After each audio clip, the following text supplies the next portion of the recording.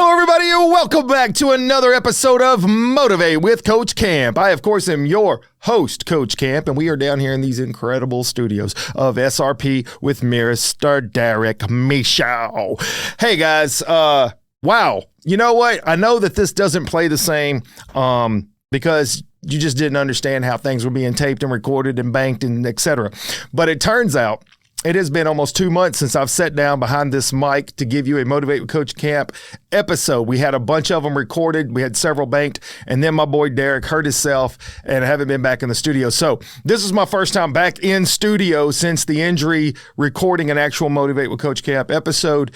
And I got to be quite honest with you, I am very excited and thrilled to be back here. And coming into this week, I didn't have a guest lined up because we weren't 100% sure whenever he would be able to get back into the studio with his injured leg. So I decided to come in with a solo. And sometimes I'm a little bit hesitant about a solo because I realize the storyline, the message is all about me and what I'm bringing to the table and what that message is hopefully going to hit like. It's easier when I have a guest, believe it or not, because I can riff off of what their story is and why they're here and what we're doing together. So whenever I come to you guys, I actually put a lot of thought and concern into making sure I deliver the right message the right way. And I hope to do that today. So before we get cranking, and I even give you the introduction to what this episode's going to be about, I'm going to ask you to stick around for a few seconds for a word by my sponsors. Hello, everybody. I just wanted to have a quick second to let you guys know how much it means to me that you are my sponsor. SRP Studios, The Real Hernando, The Rhythm Section, Hardwick, Heating, Cooling, and Air Quality, Estes, Grading, Hodge Homes, Adair, Honey Farm, Miss Hippie Eats, Phones R Us, Ross, Sod Farms and Landscaping, Ivy Rain, Women's Clinic, Tonic POS by Tyler Young, and Coffee Central. Thank you guys so much for being a sponsor. If you'd like to be a sponsor, go to my website now, motivatewithcoachcamp.com, and click on the button. Thank you. Welcome back, guys. Here we go. So here's the title I got. All right. So if I'm a little rusty on talking, give me a mulligan for this week is all I'm going to say. The title I have is Live Big, but Keep Your World Small. So let me explain. Live big, but keep your world small. For at least the small amount of time we have here on this earth, I believe that we should go out and we should experience things. We should travel. We should have different experiences. We should have different educational moments and just really embrace the things that life can bring to us. But when I say keep your world small, the reason why I say that is because a lot of times we can suddenly become overwhelmed. I don't think that that's any kind of mystical, great, profound comment. Every single one of us at some point in time have felt the weight of the world on our shoulders for any number of reasons. Well, one of those things that can happen is we can feel like that all the things happening outside of our control suddenly is impacting our day-to-day life. And it becomes this mental block and it's difficult to get up sometimes and people start to feel depressed or they don't feel like that there's any value left in the world. And the truth is that there's a whole lot of value left in the world. There's a whole lot of things that we should get up and live for. And sometimes we get distracted by all those things happening around us. Now, look, I'm a Gen Xer. So full disclosure, I was not raised in an environment where I had exterior forces pushing down on me all the way up through my early adulthood. We didn't have social media. I was a part of Windows 95 after I was in the military. Emails was a foreign thing to me. So there was not a ton of voices outside of my immediate circle that I had to worry about. So if you got bullied at school, you come home, you didn't have to worry about it anymore for at least several hours before you had to go back to school, as an example. And then the people that were in your circle were your parents and other family members and maybe some of your close friends. And you probably picked up some of their habits. And then ultimately they had an influence on who you were and who you were becoming. Now, 2025 is very different. Where I always try to keep things in perspective, and I think it's easy to say, things are so bad and the world is... Look, let's face it. There have been plenty of periods of time that things were horrible. If you were around back in the civil rights era, life probably seemed very fragile. You had the Vietnam War going on. People probably didn't see how the world would ever be better than that moment. You go backwards into World War II. You go further back than that. You go to the Civil War. You go all the way back to the Revolutionary War. People coming over here from another country trying to establish themselves. Look, there are so many examples throughout all of history when things were really tough, really bad. And right now, We are going through some of those moments. We are going through some of those political moments where it feels like that the world is so big and so heavy and so many bad things and there's so much evil going on. How do we get up and move forward? How do we stay positive? How do we keep our head up and our eyes on the horizon? It's not that easy. Look, trust me, when I got into positive motivational speaking, I realized that I couldn't be fake. Well, it's tough sometimes to not feel like you're faking it when you yourself feel like you're being beat down. Coach Camp gets there. I get it. I am not subhuman. I'm not some kind of weird mystical thing that none of these other areas affect me. Of course they affect me. I'm human. It bothers me too. But what I also understand is we're here for such a short amount of time. I put a video out not long ago on one of my Facebook reels, and I was talking about how it's so important to stay focused on the things that matter. It doesn't mean that we can't address the things that are problems. Of course we should. Of course we should pay attention to it. But the problem isn't that we address it. The problem becomes we focus on it. Think about that. Whenever your news cycle in your head is constantly going to the negative, constantly thinking about the evil, the bad, man, where does it leave any room to have positivity? It's tough. But that's what this message is all about this week. So that's what I'm hoping I can deliver. I hope you guys stick around. Probably a handful of you have already clicked out here. So if you're clicked out, that's fine. Look, this message is for everybody. And there's a couple of things here, some pearls of wisdom that I gained from the last couple of weeks that I feel like I should share with people, which is why I also thought that this solo episode might be needed in this moment, because I actually learned some things about me and I learned some things about the perspective of life as well. So jumping into this, when I say keep your world small, I mean be guarded about the things that influence you. Be guarded about the emotions that you allow yourself go towards. Recently, not a surprise, we're in the news cycle. This is coming out here in September, so it was just this month that Charlie Kirk was assassinated. Definitely affected the world. People all over the world has held candlelight vigils. I could go down a whole long road on that, but I'm not. What I want to hit on, though, is this. In that moment, what did we see everywhere we looked? Whether it was on TV, whether it was on our phones, didn't matter. This news cycle was this horrific act that had happened and played out on video. And the idea, just thinking about the fact that his wife and kids had seen this, is horrific. Okay.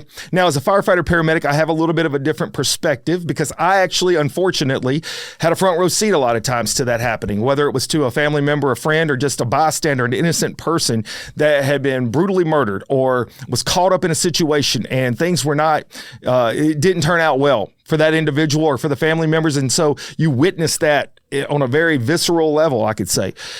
Man, it would be easy to sink down into thinking this whole world is just done. They're done. And there's no sense in even waking up tomorrow and trying to be happy.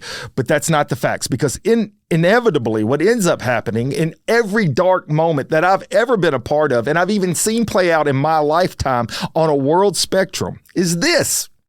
The one thing that is true, and I don't care who you are, you can dispute this, you can argue this all day long. It doesn't matter because there's too much proof in the pudding, as they say, and that is light will drive out darkness. This is not something unique. I didn't just come up with this. People say it all the time, but the truth is good always wins against evil. It always does. And so that's why it's so important for us to stay focused on what's important. Look, when this moment took place, yeah, I had all the same normal human emotions everybody else has. Now, I say normal human emotions because I want you to understand something. If you see a person get murdered viciously, unjustly, I'm not saying that you should feel great if it's just, but I am saying you see somebody innocent get shot down, it should bother you. It should bother you. As a paramedic, when I came up on a scene, I didn't know the individual. I didn't know who they were. But if I saw someone that was brutally murdered, it should bother me. I didn't know them. I don't know anything about their life, but it should bother me. It should bother you. Why?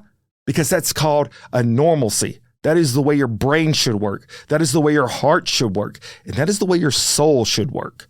And if it doesn't, you should look in the mirror. Now, I'm going to tell you something. There are some moments here I'm about to go to that are really deep for me. I feel like that seeing it and then watching the rest of the week play out really did kind of drive a different point home to me that was so much bigger than myself. But I'm going to transition for a quick second. And it's so important for you to understand what this whole message is actually going to be about. This message is going to be about the recognition of the journey that you're supposed to be on, what your purpose is, why you were put on this earth to begin with. And so often we miss that. And sometimes, whether it's in success or it's in failure, we can feel like it's about us. But it's really not about us. You have a purpose, you have an intention, but it is about a higher power. In my opinion, it's about God. Now, you can dispute that. I have friends that are atheists. I have friends that are agnostic. They have no preference. They don't think that there's a higher being. That's fine.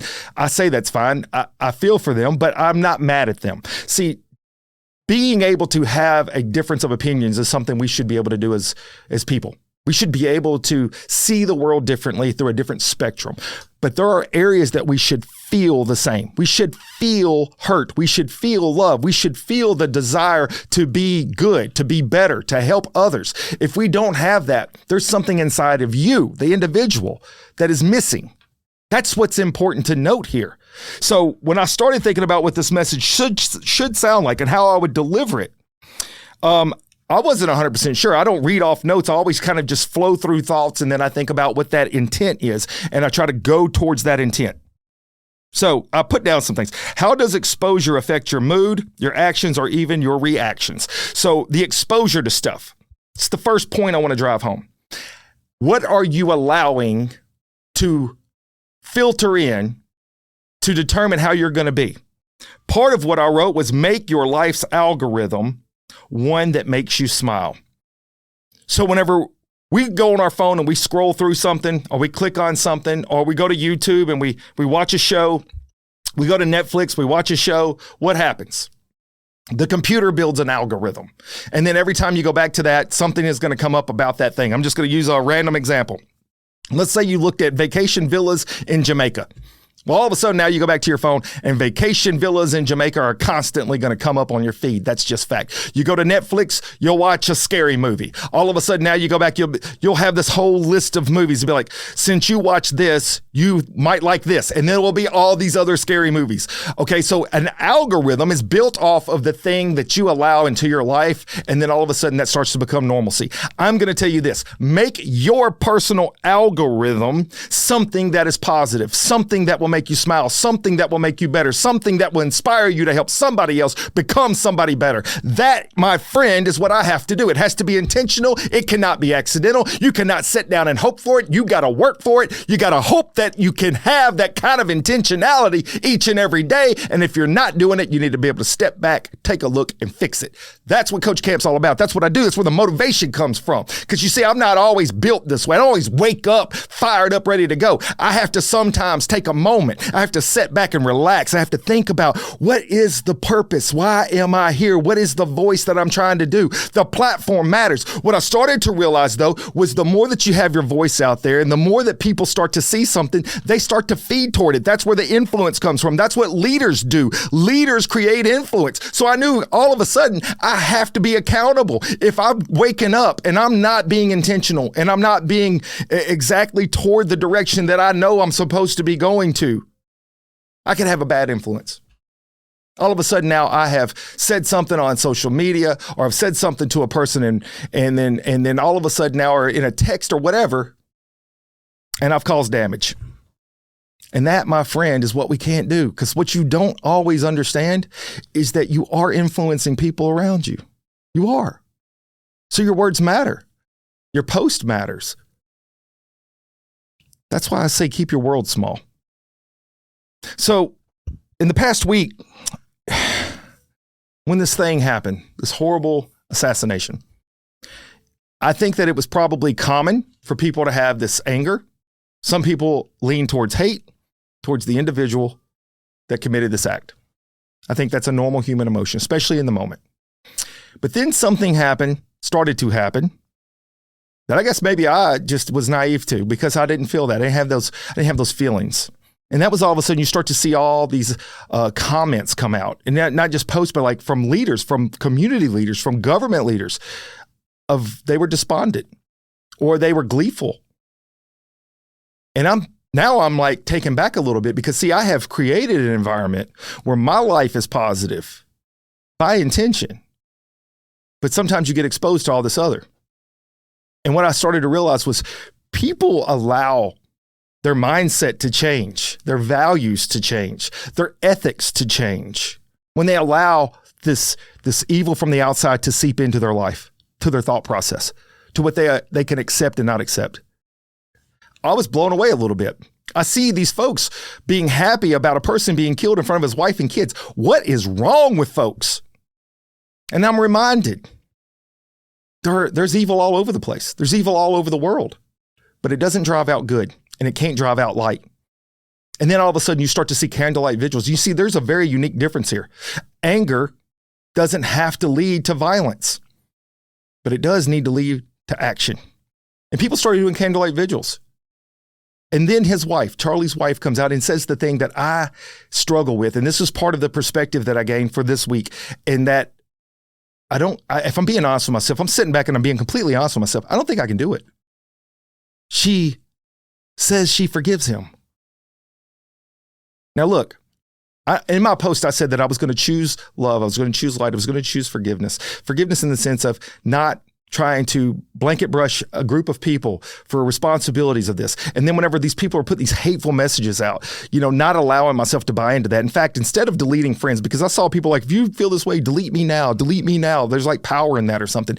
I didn't do that, but I did put them on snooze for 30 days. I did unfollow some folks, but I didn't defriend them. You want to know why? Because I feel like when you push someone out that you see needs something you have, which could be love, could be positivity, it could be a different focus on life, you don't want to push them out into the street where they get hit.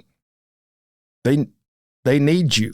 They need your message. If you're the person that is understanding that this is a moment in life, a moment in time that has changed how people react to something that should be universal. This should be uniting in the sense of understanding that was wrong. That moment was wrong. If you cannot come to that concept, don't push those people away. They need you. They need your message. So I didn't delete, but I did snooze and I did hide because I don't want to see that. I don't want to see that. There's a point where you say to yourself, okay, there's a freedom of speech thing. Yeah, sure. There's people that have the freedom of speech, but you expose a lot sometimes when you say a lot. And I don't understand why it was so necessary for people to take joy in such a moment. As a firefighter paramedic, I was reminded of this. When the tones went off, and this is a very, very real reality. I can think of a different way to say it. It's a very real reality. When the tones went off, we didn't know what we were responding to. We knew what the call came in as, but it could be very different when we got on the scene. And when we get on the scene, it might be something that is well-involved fire, house, apartment building, structure, any kind of structure. And in that moment, we make a decision. See, some of you might be like, that's your job. Let me tell you something. People don't become firefighters or police officers, go in the military. They don't do these things because that's their job. They do them because it's a calling, because it's a passion, because in their heart, they really want to help other people. And I don't care what kind of salty folks you've ran into. People out there really do get into this, at least at some point, to help others. I know that right now I can hear there's voices out there be like, well, so-and-so don't care about. Well, people do get jaded. I get that. But they get into this line of work, not for a paycheck, not for notoriety. I mean, there is nothing to that. They get into it because they have a desire to help other people. And when we show up on the scene, there's a decision to be made. If I go in this structure, I could die. It's real. By the way, I've lost 2 close friends in fires. One was a department store. The other one was a house fire. Close friends, fighting fire. And then there's tons of others that I was affiliated to that I didn't know personally that have died fighting fires. I myself had a couple of really close moments. Things could have went very different for me. My point to you is this. Nobody's showing up at a fire saying, well, before I go in, I need to know what that person's politics, what they're following. I need to know what their religion is. I need to know what their background is. Have they committed crimes? We're not asking that question. It's a predetermined decision that person's life matters. Boop, bingo, right there it is. Their life matters. So that's why we go into the structure. We don't go into the structure because that's your job. We're going into the structure because their life matters. That's my point to you guys, man. Life matters. So you got to live your life. You got to live big. You got to go out there and experience things. You got to go for it. You got to try to have an impact and leave behind a legacy. But you also need to realize that if you let your world get too big, suddenly you're going to have all these other forces pushing in on you, and it's going to make that small world feel like it's not worth it. So you got to stay focused. You got to stay determined. You got to keep moving forward. Let's look at the next point. Normalizing evil behavior allows what would be civil people to act abhorrently. That's what I put. And it really does. It becomes a mindset. It is within itself a mental disease. You think about what I just mentioned at the front of this thing about how we have social media that allows us to suddenly see the same message over and over and over and over. And that same message suddenly starts to become that drum beat in your head that allows you to either act out a certain way or talk a certain way. I got news for you. As a kid, if I would have spoke out a line to an adult, I don't care if the adult was the one that was in the wrong. My parents find out I'm talking bad to an adult as a kid, I'm getting my butt whooped. My dad may take something up with them later, but the point is I can't do that. You got to have those boundaries. You got to have those ethics. You got to have those morals. They need to be put there. And all of a sudden, sometimes this social media thing that we have constantly in our face starts to erode all of those things that should be there. And your parents may be putting everything in place the right way, but all of a sudden you get all these other exposures to yourself. And that starts to actually have an impact on who you are and who you're becoming. And maybe you don't even realize it. Maybe you need to take a step back and think about it. Because I'll tell you, growing up without social media was a blessing to me. I'm glad I had the childhood I had personally. I'm glad that I didn't have all the stuff. See, a person in today's world that grew up with only the things they have, a teenager, somebody in their 20s, they don't know life any different. So they don't understand the value that was there. But me being able to see that from this perspective, from this angle, from this age, man, I'm glad I didn't grow up in that. I'm glad I grew up in a moment where you were forced to think for yourself and you had your group of friends that you knew you could count on. I don't know that that's true anymore because somebody's going to say something, somebody's going to post a picture, somebody's going to do something they shouldn't, and then all of a sudden now your world's in turmoil. Stop normalizing evil behavior. All right. So this past week, actually, I had a couple different conversations, which also led to this moment right here. And it's interesting about the perspective because I think sometimes it's easy to get the wrong, it could be misconceived who I am off air, who I am out in the world. And the truth is I try to be very transparent. I'm not ever in here acting like I'm somebody I'm not. Look, I say things that don't make sense and country and I make mistakes all the time and I'm not perfect and all that stuff. And it's an open book. I'm an open book in that respect. So I have conversations that are very open and candid sometimes. And I was in a place and this person was having a bad day and they were having all kind of stuff happen to them. So trying to get a smile and redirect, I started into some, hey, look, you're going to be okay. I was like giving a little bit of motivation, but also a little bit comedic because I felt like the levity was needed. And the person just kind of shut me out and was like, hey, look, I don't want to hear that right now. It wasn't being so rude, but as it was being real at the same time. And I got it. I understood that. Because there's been plenty of times in my life where I wasn't feeling the moment and somebody might have tried to say something positive to me or redirect the moment. And I didn't want to hear that. I just wanted to deal with the struggle in that second and then let it go. And then I'll be all right in a few minutes, but just, I don't want to address the fact that I'm upset right now. Let me just be upset. I get that. That's fine. That's called just a regular human moment. No big deal. Don't stay there. But having the moment's okay. Then had a conversation with another person, cutting my hair. So I ain't gonna say where or anything like that. Person cut my hair, haircut people, they talk a lot. It's funny because haircut people talk a lot and then dental hygienists talk a lot. The difference is dental hygienists talk and I can't say nothing because stuff in my mouth. But haircut people talk, you can have a conversation. So we're talking and the person says, well, and she's asking a little bit about what I do, and I tell her about Professor, and then also have a podcast and give motivational speeches. It's one of the things I do. I go around to schools, go all over the place, give keynote speeches. And she says, well, I got to be honest, I really like the dumpster fires. That's why I'm on the such and such happenings and the such and such happenings. She goes, I like the drama. I just don't want to be in the drama, but I like to watch the drama. And there's so much truth to that. She's been very open, very honest about that because what are we drawn to? I mean, people watch Jerry Springer forever growing up. It wasn't because it was quality content. It was because it was drama. And I think that there is that element of life. Sometimes maybe subconsciously we see someone else's drama and we think to ourselves, well, at least my life ain't that bad. So it's a comparison model. We're not even thinking it that way, but that's true. Or it's just entertainment in general. That's normal. That's human. That's fine. But I think what can happen is you see so much drama, you see so much exposure to that stuff, that can suddenly start to become your reality. And then all of a sudden you find yourself acting in ways that you've seen others do that should not be acting the way they are. So be careful with that stuff. That's I think the bigger picture here. And for a lot of us, we probably catch that. We probably have a pretty good foundation of you're watching something for the garbage material because it's a disconnect from your life for a minute and you don't want that in your life, but maybe it's funny to see it play out on a TV screen or on, Facebook Facebook happenings all over the world because there's happenings everywhere. Doesn't matter where you go. So this last conversation piece, it wasn't mine, and that's why I'm pausing to think about how to approach the conversation on it. But there was a person, and I don't want to give too many specifics, but they put on their Facebook post, and it was somebody that unfortunately is connected to me, not in my friend list, but just I know who they are. Very incredibly hateful remarks about the last week's events.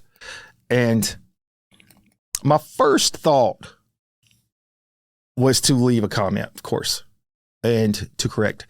And then I paused and I thought to myself, what would be the purpose? What would be the purpose? Because I think a lot of times when people make definitive comments, they are saying something that they already believe in and they already feel. So whatever you bring to the table, they're not interested in. So they don't want to learn anything. And then my next thought was to block them or to eliminate them. And I was like, I don't want to do that because they might need to see something I say. So I had to balance that. And ultimately, I decided on this. I would mention it here, hoping that the message gets around to enough people that maybe that person hears it. And my comment would be this. If you really need to have a litmus test, a balance, if something you're about to say or something you're about to post is okay or not, put it in the light of you. If this were your family member, if this was your mom, this was your dad, this was your child, this was your husband, this was your wife, somebody else posted some of this nastiness, how would you feel about it? What would you think about that? Would you be okay with it? See, right now, if you're saying, well, they said these things, or my parents said so-and-so, and they deserve it. No, they don't. No. Commentary, no. Never. If that's where you are, you should probably get some help because that's not accurate. It's not true. It's not okay. It's never okay. So that's where I'm going to leave that. So the big picture, good versus bad, happy versus miserable. I think that it's been said 1,000 times over, misery loves company, and they do. Misery loves company. You don't have to go far to find somebody that is not in a good mood, and they're trying to make other people not in a good mood, so they're not the only ones not in a good mood.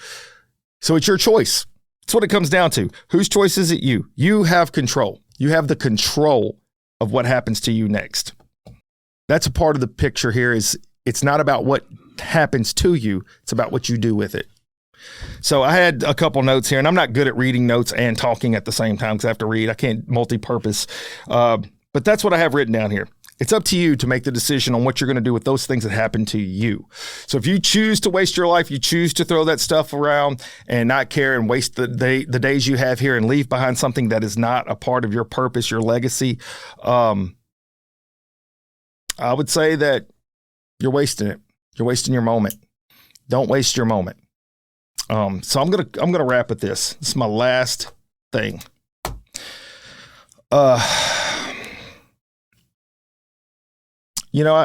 For me, I think that if I had a goal, if I had a dream, if I had a desire about what I want to leave behind, it would be the hope that somebody else could take something I've said.